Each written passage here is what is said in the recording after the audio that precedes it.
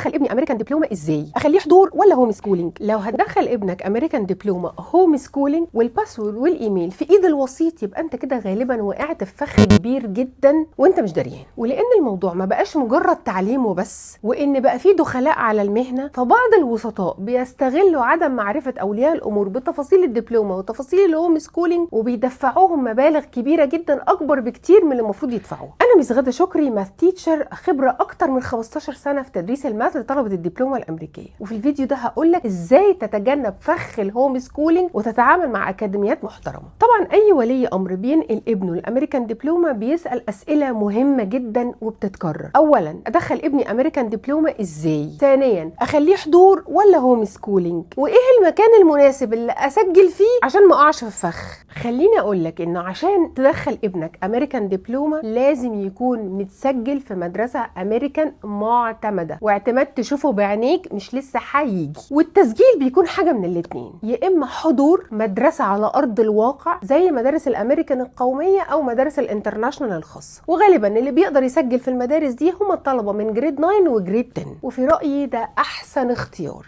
انتظام مدرسه حضور بصراحه للسن ده انسب حل. بس في رايي قبل ما تسجل اسم ابنك في احدى هذه المدارس المحترمه لازم تتفق معاهم على نقط معينه. اما الاعتماد لازم تشوف الاعتماد من كوجنيا بعينيك، مفيش حاجه اسمها لسه هيجي لنا الاعتماد. الحاجه الثانيه لازم تتفق معاهم على موضوع الجي بي اي، انه لازم تضمن ان الجي بي اي بتاع ابنك 4 3.9 بالكتير قوي 3.7 ما يقلش عن كده، والا انت كده بتضيع مستقبل ابنك. ولازم تحس من الكلام ان الامور واضحه وصريحه وقاطعه ما فيهاش لف ودوران. الطريقه الثانيه للتسجيل هي الهوم سكولينج او الوسطاء، وهنا المنطقه الخطر. بعض الطلبه بتلجا للتسجيل هوم سكولينج لاسباب كتيره قوي. ممكن جدا يكون ما لقاش مكان في المدارس، داخل على جريد 12 فمحتاج كل ثانيه في وقته وما فيش وقت يروح المدرسه عشان يلحق ما تبقى له من المحاولات. هو رياضي وبيسافر كتير فمش هينفع يروح مدرسه وينتظم فيها. ايا كان السبب اللي هيخليه مش هيقدر ينضم لمدرسه على ارض الواقع فيها حضور، فبيلجا لحاجه اسمها هوم سكولينج